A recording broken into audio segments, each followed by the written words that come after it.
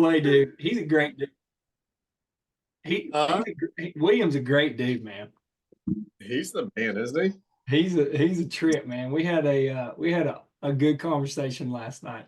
He was telling me, he said something like he said my I don't talk to the other side of my family because it's like witches and warlocks and stuff. And I was like, we gotta have a sequel. We need a part two here. I was You like, we need, gotta talk about that. you need to talk to him about his family. You need to talk to him about Iraq or Man, Afghanistan. I mean, he's got it blown up. I mean, he's got some stories now. that's wild. Now, does he go to y'all's church? Yeah, he does. Yeah. Yeah. I figured he did. I just didn't Hmm. wasn't fully I didn't know the whole story there, but I figured that was the case. But yeah, we had a good conversation, man. It was fun. It was That's fun. cool. I like your backdrop back there. What you got going on? This is your office? Yeah, man, this is my office. So this is where I keep all my my my guns and my ammo and my prepper and my this is like my mini library. So this is what I'm trying to read in the moment.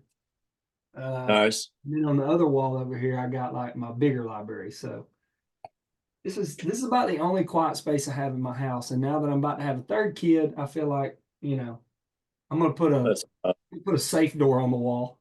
that From here. office gets smaller and smaller. That's right. That's right. And it's funny because me and my wife, this was my sister's old house, and we moved into it, and it was Right. like 2x bigger than where we were living. And I was like, man, I'm gonna be able to have an office and this and that. Dude, it was all I could do to fight for this little room. I was like, can I Right. this little bitty room?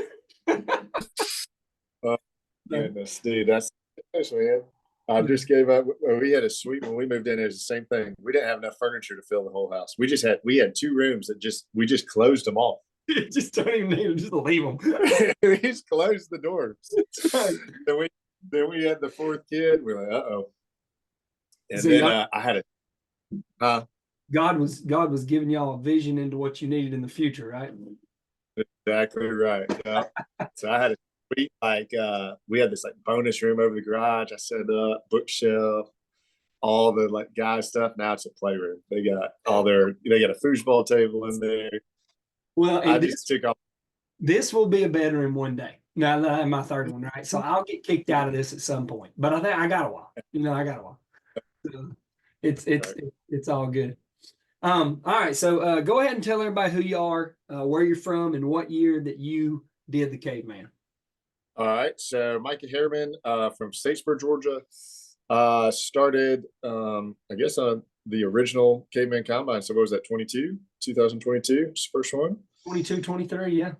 Yeah. So I've been to the 122, went to the one last year, going back this year. Uh Coming second a lot. That's pretty much it. But leading the whole time, right? But lots of hope that we're gonna win. I mean, at one point in the competition, it was like, there's no way they don't lose.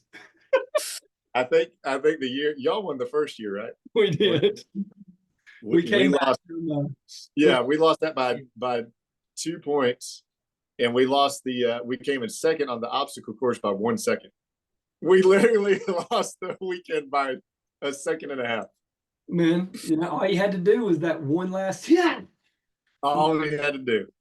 and you had it. Evan Stenhouse throwing up on the bottom of the hill. All we had to do is pull it. Bub was pulling him up the hill. He down there puking. That was great. It's Great. So what was your first impression about the caveman before you came? And then like what was your final impression? Yeah. So what's funny is like if you watch that first video, I don't know if you remember the first video that Daniel made. That Huh. was like, oh, it was like real silly. He's like That eating sounds like him. I love it. like he's got like ammo all over him. Like I kind of thought, no, I do remember now. it was like the first year's like promo video. Like it was Yeah. just like I was like, all right, this will be fun, you know. but it's not going to be that like serious. It's not. And then, I mean, I think honestly, from year 1 to year 2, huge jump just in quality.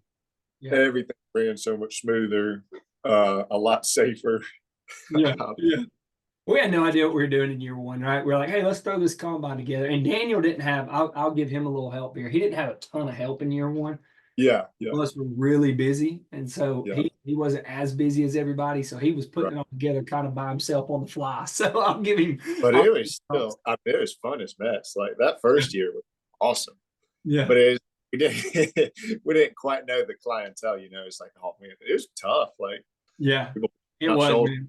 The first year from the second year was way harder in a lot of ways. Mm-hmm. Mm-hmm. I mean, we had more injuries. Yep.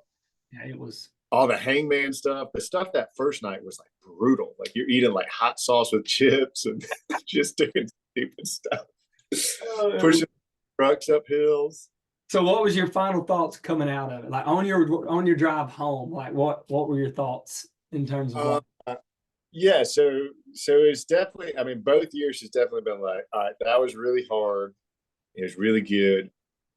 You get this kind of sore that you haven't had in a while, where you just like your feet hurt, and you're just like, man, that was awesome.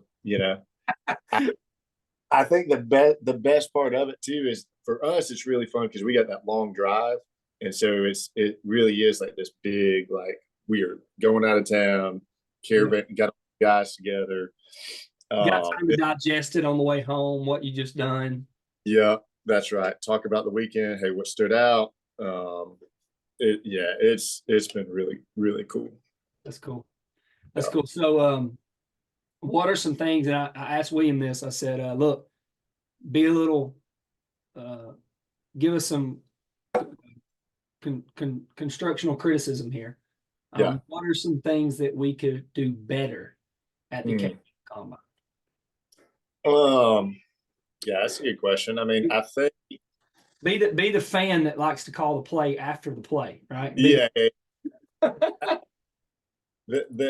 I hate being critical because it's like I know like everybody's doing this, but we need it. This isn't like a professional thing. Yeah. I think the counseling, Micah. Tell us what we need to hear. I think the two things that I would think is, and we've already kind of talked about it, is doing like some captain training, so that they're kind of like they really know what's going on. Maybe even like walking them through or like riding them through on the buggy through the obstacle course and through the weekend. If someone told the captains where all to go on the obstacle course mat wise, that might be a great idea. It might help. It might alleviate a lot of frustrations later in the week. I mean, just hypothetically. Throw it out there. You know what? That is the best answer I've heard to date. That's a great answer. I got you. I'm looking out for you. Yeah, I mean, I think that would be the only thing. I mean, I think you can always do better on. You can get better every year on the talks and on the communication side, the logistics. I thought the jump from year 1 to year 2 was unbelievable. All of that was so much smoother. It was a much better pace. I thought which it bogged down. The gun course bogged down a little bit. I can't remember what the issue was. Was it the ARs that were getting too hot or something like that? The ARs, we had some issues with those. We're changing that this year too. So we immediately saw that. You're 100% correct there. We got some change ups in that. But that was so much fun. I thought going from throwing a rock to shooting an arrow to that was awesome. And every time when I'm recruiting guys, telling them about it, I tell them about the gun course, and they're like, "Dude, that's awesome. Yeah. That's what we're in." Yeah, we're like a lot of fun. So before we get to these next questions, I think this is a question I like to ask because it gives some context to people listening in. Mm-hmm. Where is Micah in this season of life? Like, where does God have you in this season? What is there anything specifically that you're going through? Maybe on the mountain, in the valley, like what is going on in your life in this season? Because I find that men answer questions differently depending upon what season they're in. Sure. So before we ask these next questions, I always think it's good for people to know like what season you're in. Yeah, that's cool. I like that. So I'm probably like like in the middle, like in between two. So my theme this year has just been prayer and solitude. Um, and so I've been just completely trying to unplug from a lot of things. So in my job, on staff at the church, and so I get tons of Bible study time, Bible teaching time, like tons of time in the Word. And it's real easy to let that overlap into my personal quiet time, right? And so this year I've been trying to go, all right, when I'm reading scripture for myself, I'm not trying to exegete a text or, I'm not trying to like break it down. It's like I'm going to read it and then I'm just going to go pray about it. Or just sit in silence.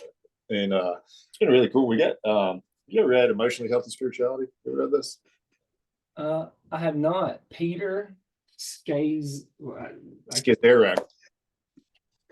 Super interesting book. I would recommend it. It's at first I thought it was going to be a little bit like, because emotionally healthy spiritual, I was like, oh, that's not very masculine. That's going to be so woke. Yeah, right.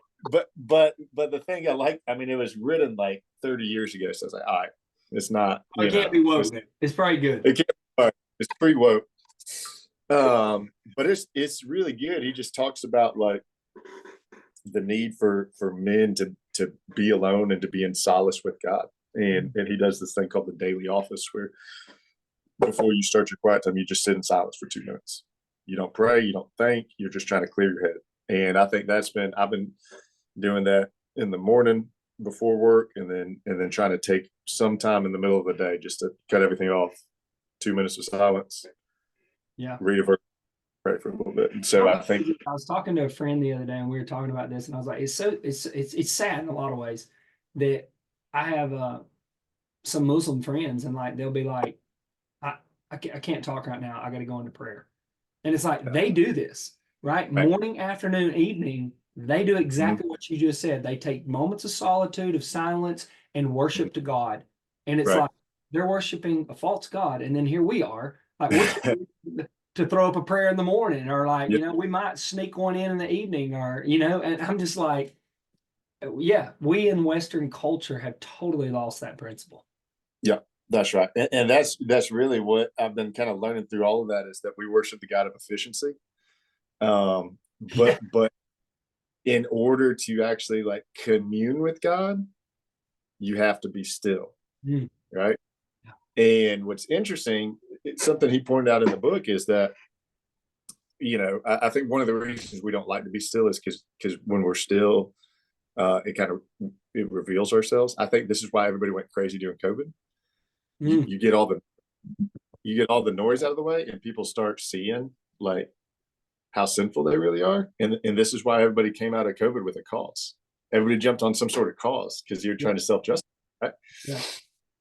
And so what's interesting is it's like you can't even, we can't slow down enough and be still, because we're so afraid of who we actually are and seeing our sin. Yet we can't actually commune with God if we don't do that. So that tells us we have to address our sin in order to commune with the Father. And so that's strong. I like that. Yeah. That's good stuff. It's been cool. What you're in a foxhole, you're in a back alley. Okay. What is one quality that you want another man to have that is with you? Ooh. What is the main quality of it? You can only use one word, one quality. What is the main quality of a man? Grit. Grit. Why grit? We're just going to get it done. Backs against the wall. We're finding our way out. We're just going to do it. I love it. Yeah. All right. One character in the Bible, but not just the character, but the action that they took. Like, so one character and their action that you go, that's a man. Oh, I'm gonna hit you with some questions now. Dude, it would have been awesome to have like a heads up. Like, no, absolutely not. We do not give heads up in this. One character and one quality. Yeah, so the character and the action that they took. Like, you can't just say David and the time he killed Goliath or stood up to Goliath, right? You got to say both, right? Yeah. So the first one that I think of is David, not when he killed Goliath, but when he wrote Psalm 51, when he had sinned with Bathsheba and he got called out by Nathan the prophet, and then he owns it. And he just gets before the Lord and bears his soul. And I think it's in Psalm 51 where he's praying, the prayer of repentance. It may not be there, but I think he prays for his son, the child that's born, but then the child actually dies and he grieves. And so you see this like whole cycle of emotional strength that goes from secure enough in his relationship with the Lord to come to him and say, against you and you only have I sinned. Yet enough hope to still pray for his sinful offspring's life. Yeah. Yeah. And then at the end of it, what's really also is his servants are afraid to come and tell him that his son's dead because they think he might commit suicide. Like what state of mind will he be in after that? And they tell him, and he immediately gets up and goes and sits down and starts eating. And they're like, what? And he's like, the Lord has decided, right? Like it's over. That's right. Like the Lord decided it's over. Like, so the willingness not only to do all that, but then to surrender to whatever the Lord decides. That's right. That's right. And I think that the hardest things as a man to do is to do both. Is to both have a positive hope. Yeah. So I think men fall into two categories. Either they're hopeful, optimistic, where they're just optimistic about everything and they're almost like blind to reality, or they're cynical and they're just waiting for the bad thing to happen. Yeah, but it's like, go ahead. No, I think that's a great message. I think, you said ownership. I think men need to hear that more than ever these days. I mean, institutions need to hear that. Men need to hear that, like taking ownership of our junk, right? And until you can't solve anything, right? I mean, that's like step one. Right. You're powerless until you own it, right? I mean, if everything's out there, that's not going to change. Circumstances aren't going to change. So what are you going to do about it? That's good, man.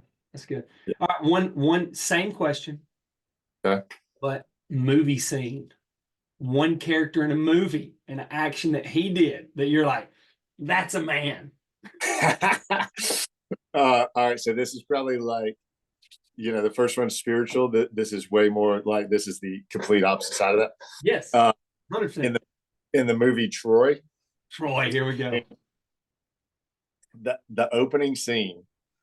Well, there's two things in this opening scene. First, the boy comes to Achilles and gets him in a stint, and he tells him, he says, the Ephesian you're fighting, he's the biggest man I've ever seen. I wouldn't want to fight him. And Achilles says, that's why no one will remember your name. Most epic movie line of all time. Yes. That's why no one will remember your name. And then the move when he runs up and goes with the sword and the side of the neck. Yeah, that junk. It's like I could stop watching the movie now. Like that's not. I'm done. I just the first 5 minutes. I'm like, that was awesome. All right, let's go out. Come on. I'm having so much fun asking that question because everybody has a different movie scene. So I love it. That's a great.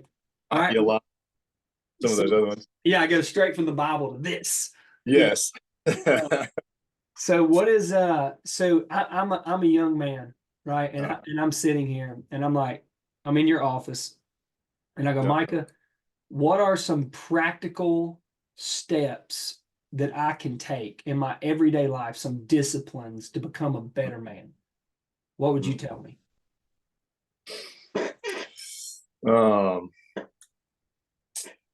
I mean, so if you're looking for multiple things, I would say, just getting in 2 to 3 minutes. Yeah, getting in any sort of habit is going to make you a better man. It can be as small as forcing yourself to wake up at the same time every day. Like discipline breeds discipline, right?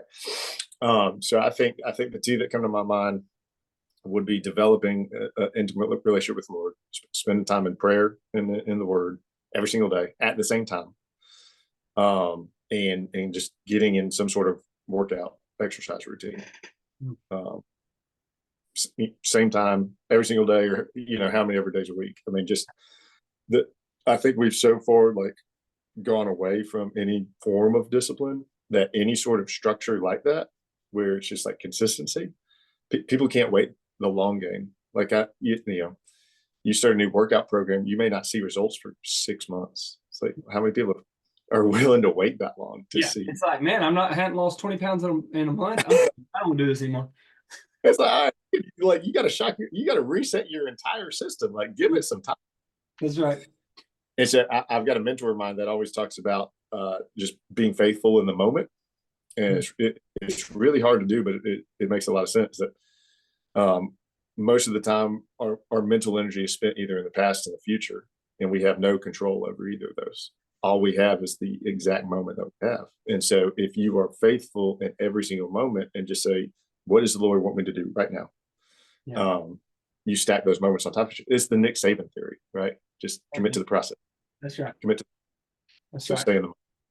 So again, I preface this next question with this: we are not picking on the same way on the church, the assembly of God's people, when I say this, but the same question that I asked: how do you give healthy criticism to the Caveman Combine? What is some healthy criticism you might give to the evangelical church, right, as a whole in the West, to help facilitate the growing up into men? Because if we're honest, on a large scale, it seems as if over the last 40 to 50 years, we have lost real men in the church.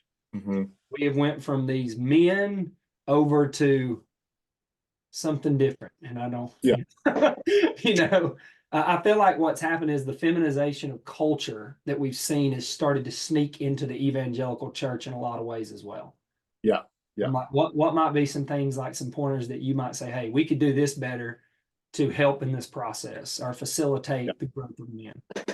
And I think the biggest thing that to help men in the church is helping men develop a holy ambition.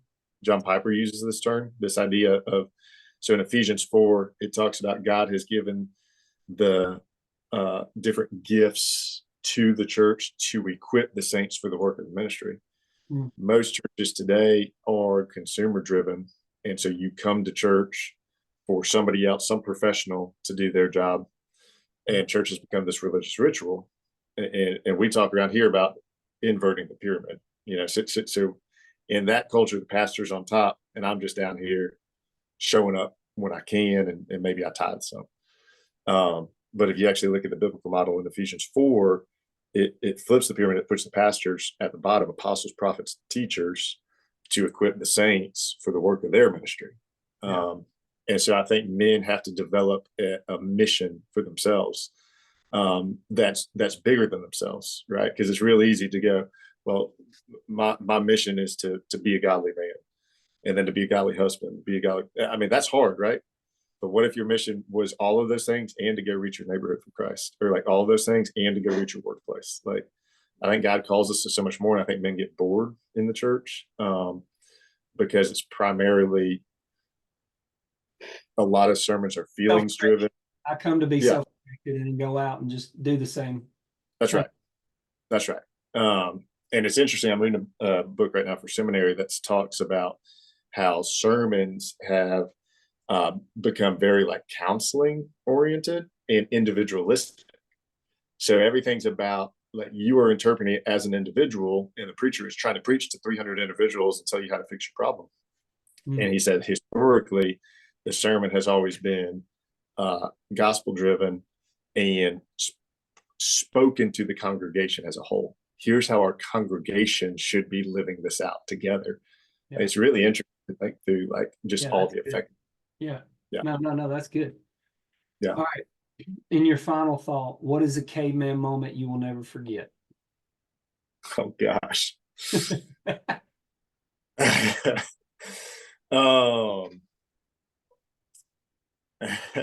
I've got some really negative ones. So I got shot by a paintball. I've got this scar. I got shot right in the tissue. Oh, where's the scar? This is rated it's, G program. I don't know where you're at that.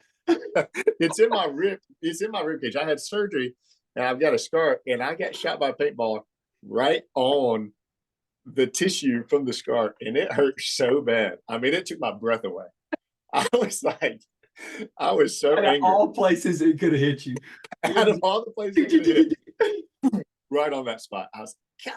I only got hit that first year. I only got hit one time, and it was in the shoulder, so it was like nothing. But Ryan Brooks was behind me, and when we got to the top, he had like 9 paintballs down his. I was like, appreciate it, buddy. Yeah, thanks for covering me up. Yeah, I was on the first year. I was on the wrong side. I was on the broad side, and I just got worked. Yeah. This last year, though, I was in the back. I don't even. You're like, I've been here. I've done this before. I know where these paintballs are coming from. Right. I was like, y'all get in the front. I'll be back here. That was one. Obviously, spoken like a true team leader. Hey, I'm gonna get the back right. Y'all get up there up front. I'm gonna tell you why. Hey, if they take the captain down, then the whole ship sinks. The whole ship sinks. You got to put your oxygen mask on first, and then put the one on. That's good. That's good. Yeah, I think that was fun. Man, I don't know. It's just I love the challenge of it. Honestly, I think the hardest thing of it is playing the sports when we do teams, and there's just no break, and you're just gassed. Yeah. And then you go play basketball, and people are fouling, and you just get angry. Like it's just like go play Matt White. He's just like putting his forward. You're like, dude, you already out. And you're trying to remind yourself the whole the whole process, like, I'm a pastor. I can't act like this. This is gonna look really bad. And there's a camera around here somewhere, and I gotta be careful. That's right. This is gonna get out somewhere. I tell your story often. I'm like, the one story that I'll never forget about Micah was like, he gets up out of the ring of fire, and he's like, I think I did something to my rib. And I was like, and in my head at the moment, I'm like, yeah, he probably hurt his rib, whatever. And then come to find out, he had cracked a rib, and I was like, I want that guy to come back every year because he finished the combine. I was like, I love him even more now. It was like 2 weeks later, it still wasn't going away. I was like, man, deep breaths are like agony. Like I don't think something's right here. Oh, I love it. I tell that story all the time. I'm like, he can never not come to the combine now. We have to have him here. I'm like, he is the epitome of it. That is the epitome of a caveman. Your hip toss is what did it. I'm pretty sure it was fire. That first year, man, rough. It was rough. It was. So one final question. The trophy you have up top there, is that a second place trophy too? Oh my gosh. Actually, I think one of them is a second place trophy, which is so embarrassing. That's our softball trophies right there. Hey, Fletcher's got some mean church softball team. Matt Wise showed me y'all's basketball team. I told Matt, I said, you ought to be ashamed of yourself. This is like a college team playing middle schoolers. Go through that whole roster this year. It's like Division I college athlete. Athlete, professional. 6'8" man over here, 6'5" over here. I'm like, this is church basketball. Matt like goes on a recruiting mission, man, when he gets ready to go to church sports. Unbelievable. Y'all like what's that team down in Florida that's like that private school? IMG. Y'all are IMG of church league, just like roasting everybody. What's funny is dude, we had a year in church softball, the COVID year. So minor league baseball got canceled during the COVID year. Yeah. And there's a guy who pitched at Georgia Southern, was in the minors, like AA, comes back to finish his degree, ends up playing church softball with us. Like absolute stud. And then I called him like a couple weeks later, like after they like started their season or whatever. And he goes, Micah, you won't believe this. He goes, I was throwing 94 before church softball season. I came back throwing 96. I said, tell all your boys. I said, go tell everybody. Come to Fletcher and play church league softball and we'll get you right. Y'all have like 12 minor league guys out there fighting for a position out there on the field. Just like summer ball, instead of like going down to like Latin America, they just come to Statesboro and play church league softball. That's amazing. I love that. Mhm. Well, brother, I know you're busy today. Thank you so much for your time. And Yeah, man. I can't. Are you coming this year? Yeah. Oh yeah. Oh yeah. We'll be Oh, there. I love Oh, it. yeah. I love it. This We'll is- see you there, man. Thank you, brother. Thanks, Caleb. See you, man. Yeah.